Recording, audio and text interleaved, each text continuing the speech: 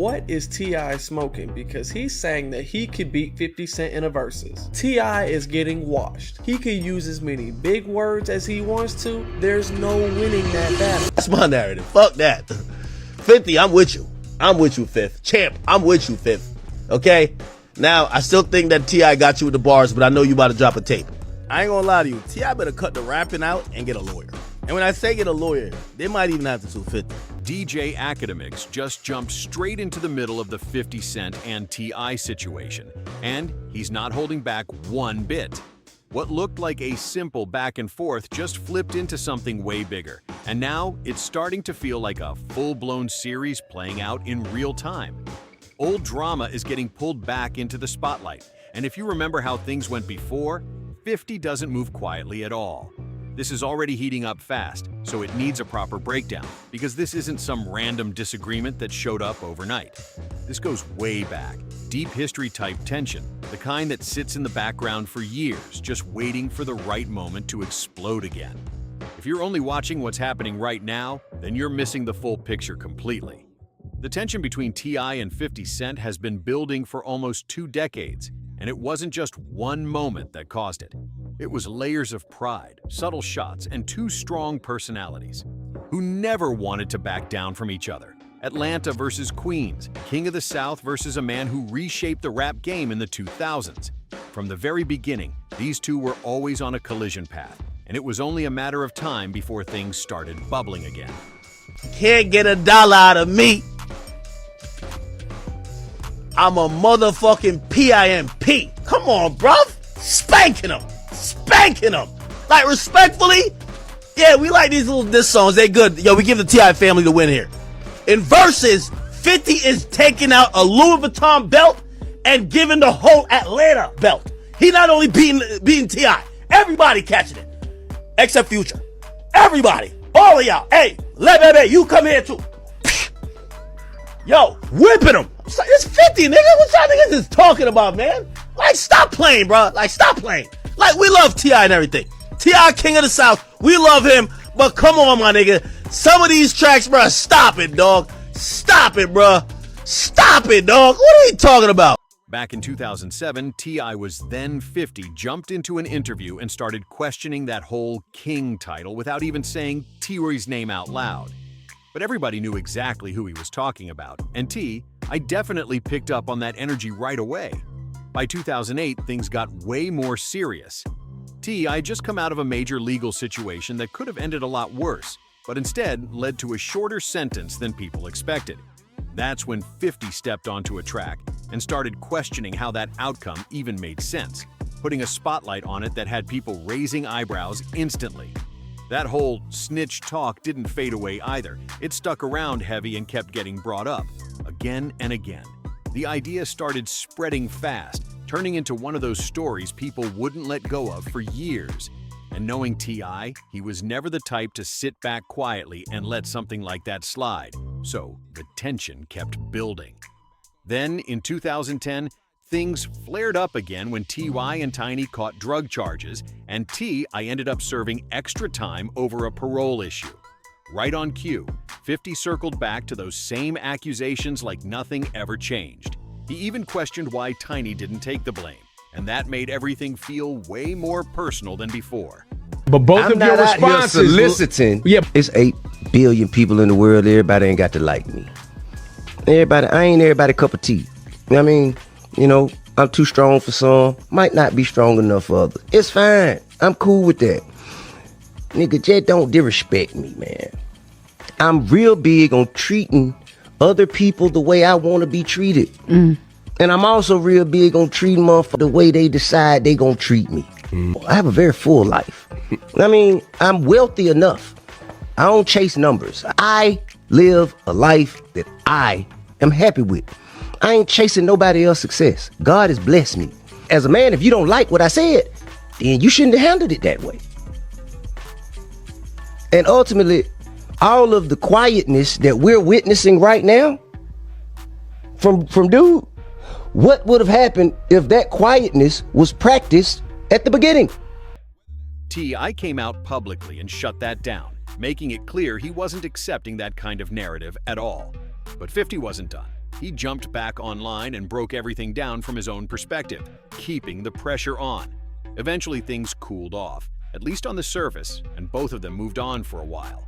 But then 2020 hit, and when Versus battles were taking over the internet, T.I. saw his chance and challenged 50 Cent directly, talking about a 20 songs, hit-for-hit matchup. It sounded competitive on the outside, but underneath it all, it felt like he was trying to prove something big to 50. 50 wasn't interested at all. He brushed the whole thing off and made it clear he didn't see the point, especially with life outside starting to get back to normal. But T.I. didn't drop it, not even close. He kept bringing it up in interviews and conversations, saying the battle almost went down behind the scenes, but 50 never followed through. Now, whether that's completely true or not, one thing is clear: that tension never really left and just stayed sitting there, waiting. Then February 2026 hit, and everything exploded again during a podcast appearance. T.I. openly said 50 was avoiding the challenge, and that sparked a reaction instantly.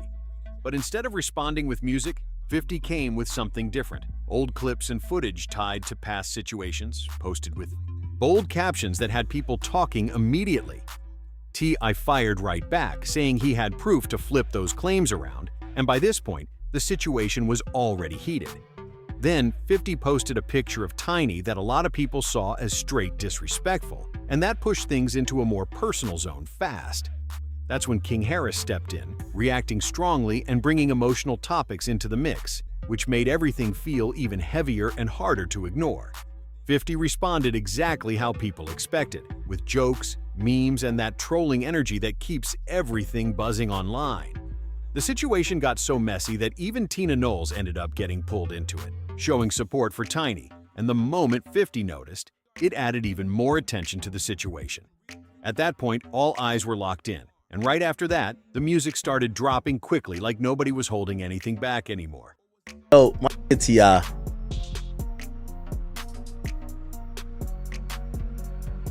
He's reacting to 50 Cent finally reacting to him.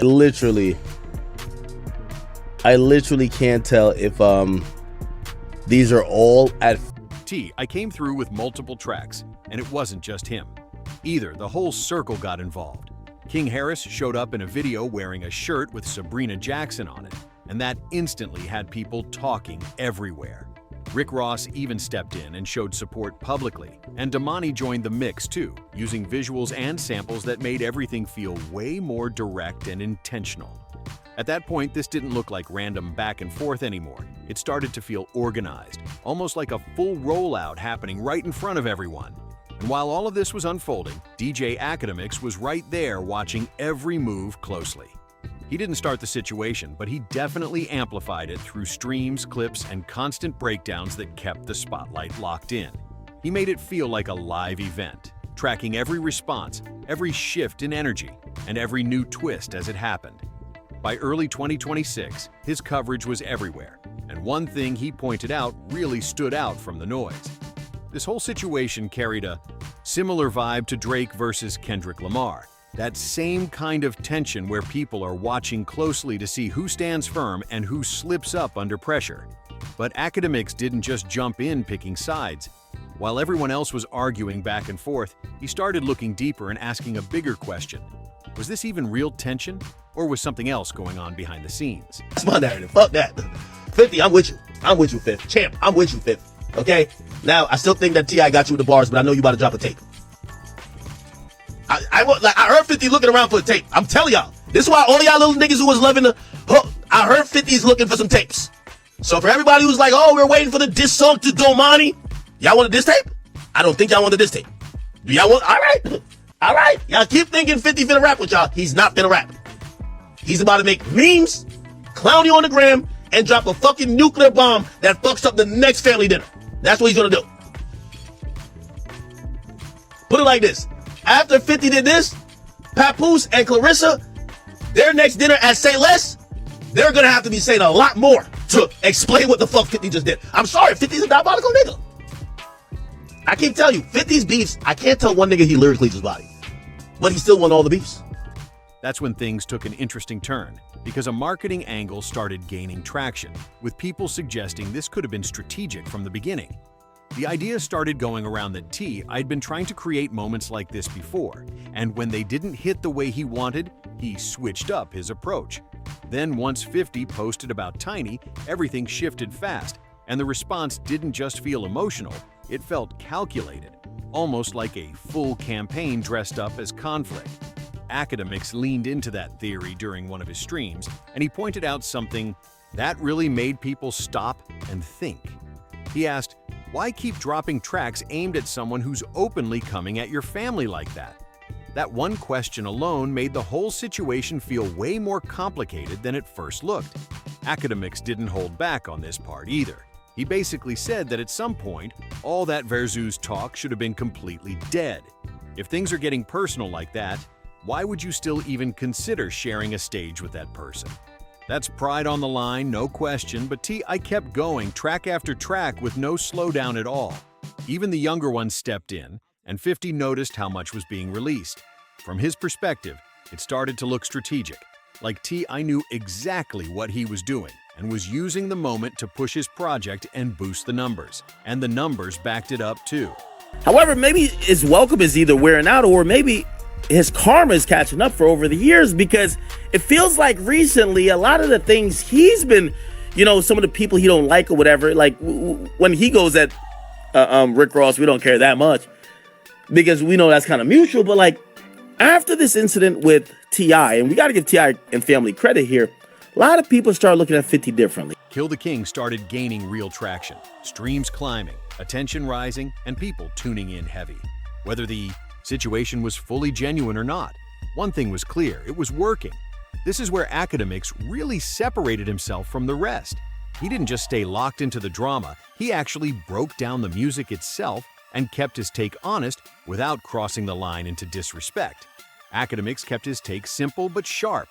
He said I was rapping with precision, really putting effort into every bar like a true lyricist. But in today's fast-moving internet, that kind of approach doesn't always land the same way anymore. Right now, people don't just want skill, they want moments that hit instantly. Think about what made Drake versus Kendrick Lamar blow up online. It wasn't just technical bars, it was those shocking lines that made people stop, rewind, and share right away. Akademiks pointed out that I wasn't really delivering those kinds of viral moments. So he even started giving advice live, telling him to be more direct, more raw, and stop holding back, basically saying this isn't the time to play it safe. And surprisingly, the one creating those viral moments wasn't T.I., it was King Harris. Akademiks gave him credit straight up, saying King was dropping the most attention-grabbing lines out of everyone involved. While T.I. stayed measured and controlled, King came in bold, saying things that instantly got people reacting and talking everywhere. That contrast made the whole situation even more interesting to watch. You had T.I., the established legend, moving carefully and protecting his image, while his son had nothing to lose and was taking big swings without hesitation. That dynamic pushed the conversation forward in a major way. At that point, it stopped being just about T.I. alone. The entire Harris family became part of the story, and all that extra attention ended up giving Kill the King a noticeable boost. That kind of attention was something normal promotion just couldn't match at all. Meanwhile, 50 Cent was moving on a completely different type of timing, and even while acknowledging what T.I.'s side was doing, Akademiks kept pointing out that 50's position still looked extremely controlled and strategic. 50 wasn't even trying to win this through music, and that's what made the whole situation feel wild. He stayed online joking, basically saying, "I'll take these losses," while at the same time reminding everyone about his major wins in TV and film. Shows like Power Book 3, Raising Kanan, and other projects were pulling serious numbers, and he made sure people saw that clearly. Yo, T.I., let me give you some advice. You ain't see what Kendrick did? Just start lying. That's a completely different kind of strategy, and it shifted the focus away from just music. Instead of going track for track, 50 avoided giving T.I. something direct to compete with. No diss records to compare, no scoreboard for people to argue over, just memes, jokes, and business moves speaking louder than any verse. Even when he hinted at music, it wasn't direct at all. It showed up through soundtracks connected to projects he was already winning with, which made it impossible to line things up side by side and kept him fully in control of the narrative. DJ Akademiks even compared this move to how Drake handled things later in his situation with Kendrick Lamar. When someone has been dominating for so long, people naturally start looking for a challenger, and that's exactly the kind of energy building here. But Akademiks kept stressing one key point. 50 not caring about traditional rap battle rules might actually be his biggest advantage, because while everyone else is playing one game, he's moving by a completely different set of rules.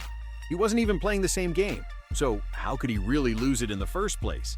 That's what made his approach feel so cold and calculated. And yo, T.I., I'm gonna be honest with you.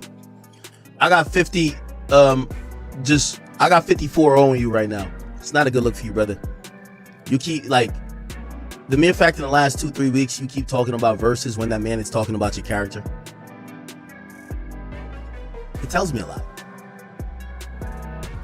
Didn't I tell y'all keep thinking these little funky diss songs. Yo, put it like this. 50 gonna drop something on T.I. and his family. They gonna go into an emergency meeting in a bunker. I'm telling you, 50 not playing fair. 50 the type of nigga to hit up Floyd and be like, yo, Floyd, I know I don't fuck with you. I know you don't fuck with me, but I need that video. That one. Yeah, send me that one that T.I. swung on you over. Yeah, send me that real quick. 50's not fair. It's the reason 50 got shot 9 times. You think you rap beefing? He trying to ruin your life. Put it like this. When Diddy was slanging on Daphne Joy, he probably was thinking, man, I finally beat 50. He thought he won the battle. I won the war. That nigga's in jail. Then came one of the coldest moments in all of this. 50 made a post hinting that he might go quiet before dropping something major. And instantly, people remembered what happened the last time he moved like that. It wasn't loud or dramatic, but it carried serious weight and felt more like a warning than anything else. By March 2026, everything shifted again, and this time it got serious fast. 50 started talking about a documentary-style project centered around T.I. and Tiny, referencing past allegations that had already been discussed publicly. There was nothing subtle about it. He made it clear he knew how to turn something like that into a huge moment. I responded quickly, saying he was ready for whatever came his way. Whether it was music back and forth, or even that level of exposure, he didn't look shaken on the surface at all. But Akademiks saw it a different way, and he made that clear. Up to this point, everything felt like typical rap tension. Tracks dropping, jokes online, back and forth energy. But now, this was stepping into a completely different space. He broke it down simply. This wasn't just entertainment anymore. Once things move into documentaries and serious public claims, the usual who won conversation doesn't even apply the same way anymore. At that point, it turns into something heavier, something way bigger than music. To really understand why this hit so hard, you have to look at the background behind it all. Since around 2021, there have been multiple public allegations involving T.I. and Tiny, claims they have consistently denied from the start. Those accusations were already serious on their own, but bringing them into this situation raised the stakes instantly. Some of those legal cases have already been dismissed, and in at least one situation, the person making the claim was ordered to cover legal costs after losing. But the situation is far from fully closed. Not even close. There's still an active civil case from 2024 involving a Jane Doe, described as a military veteran connected to an alleged 2005 incident.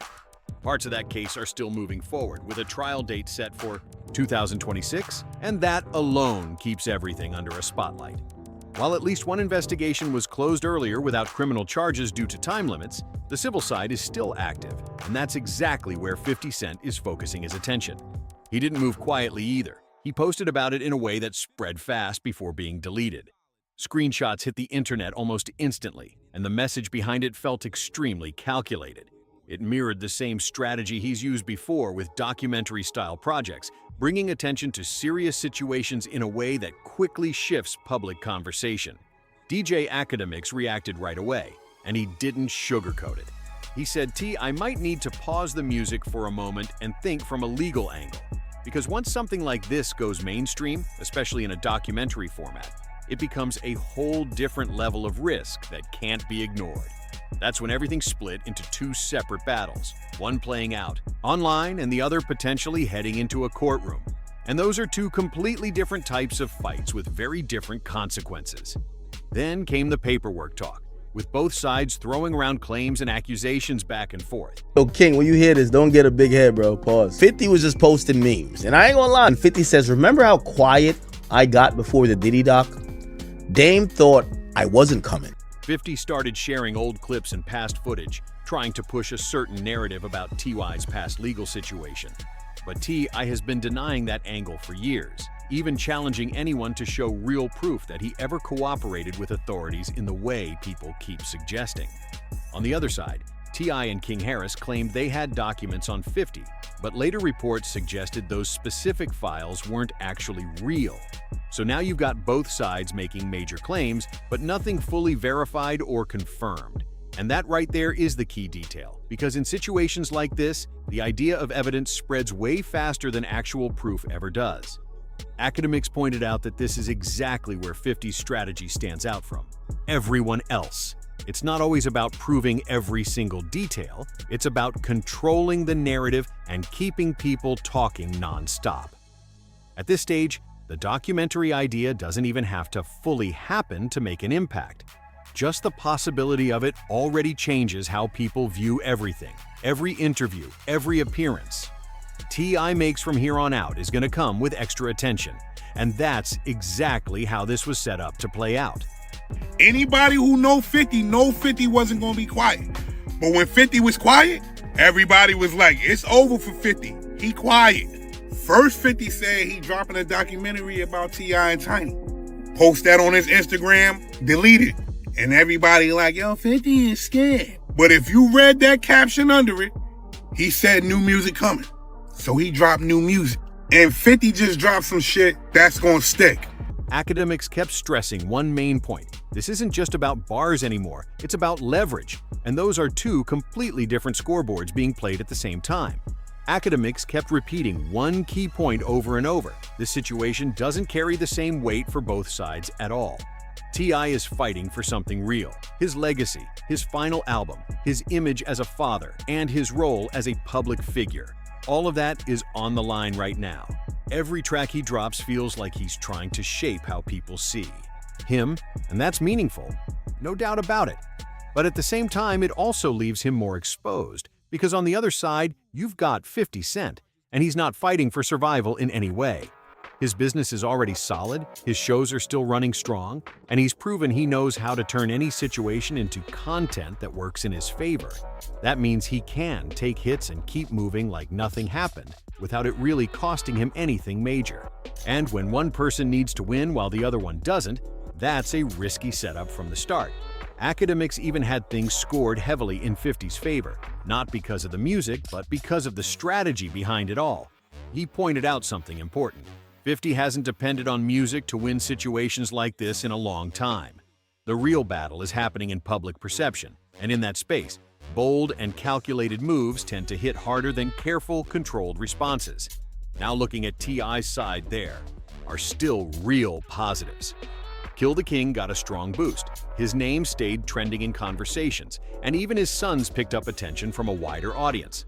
From a music perspective, there's definitely impact there, no question. But here's the issue. Those wins don't fully land against someone like 50 because he's not even playing the same game, while T.I. is still focused mainly on the music side of things. 50 is applying pressure in completely different ways, and it's hard to ignore. The documentary angle, the constant reminders of past situations, and the timing behind everything, it all adds a level of weight that can't be answered with just a song. That's where the real challenge shows up. Because now, every interview and every promo moment for T.I. comes with extra questions attached. The focus starts shifting away from music and into something much heavier. And that changes the entire playing field. T.I. better cut the rapping out and get a lawyer. And when I say get a lawyer, they might even have to sue 50. Let me tell you one of these out. So the whole thing is that T.I., he was bored of having Tiny, legend. That's what most of these lawsuits legend. But Tiny's cool. So Tiny would tell T.I. you could bring them together. Now, I don't know if that's true with them. That's very normal in the industry. Like a lot of these chicks, especially the older they get, they start pumping out a couple kids. They realize if they're dating a star, it's hard to be the apple of his eye forever. They might have like unconditional love for you, but they want to stick dick in some music, from time to time. So they're claiming Tiny was giving T.I. threesomes and shit, and then they would just bring bitches in. One of the bitches they brought in, this is what's in the allegation, bro. I ain't even gonna lie. I'm not lying about this. They said one of these bitches that they bring in for threesomes, they would take their phone, this and third. According to, this is why I thought it was a little cap though, because they kind of had the Diddy strict before Diddy. It was like, oh, they got us too drunk. They forced us to take cane. Anyway, they said when the kid starts, they said Tiny pins down one of the bitches. And T.I., this is funny shit ever. They said T.I. don't even fuck the bitch. They said T.I. takes his fucking shoes out of his foot out of his shoes, takes his sock off, and sticks his big toe in her. Akademiks was one of the first to call this out. Clearly, he wasn't just reacting to headlines. He was breaking down how the situation was being shaped in real time and showing people what was really going on behind the scenes. Meanwhile, for 50, this situation is almost all upside. He avoids direct music comparisons, keeps control over the narrative, and uses all the attention to boost the projects he already has moving. At the end of the day, he knows exactly how to turn conflict into momentum. That's been part of his strategy from the beginning. And with Akademiks right in the middle of everything, covering every move and turning it into must-watch content, the spotlight never really fades. No matter how this plays out, he stays in position because the one telling the story usually doesn't lose control of how it's seen. The documentary angle is still hanging over everything, and DJ Akademiks is still breaking it all down in real time. And one thing is clear, the rules have completely changed. This isn't just about music anymore. It's about moments, pressure, and who really controls the narrative when everything is on the line. T.I.'s legacy is solid, no doubt about that. But 50 Cent is playing a totally different game right now. No rules, no limits, just strategy and timing. And the big question now is simple. Can T.I. adapt before things push even further? This situation is still unfolding, and it could shift at any second, which makes it even more unpredictable to watch. If you enjoyed this breakdown, make sure you like, share, and subscribe for more content like this. Drop your thoughts in the comments too, because this one has a lot to unpack. And don't miss the next video on your screen. It's packed with even more celebrity drama you don't want to miss. See you in the next one.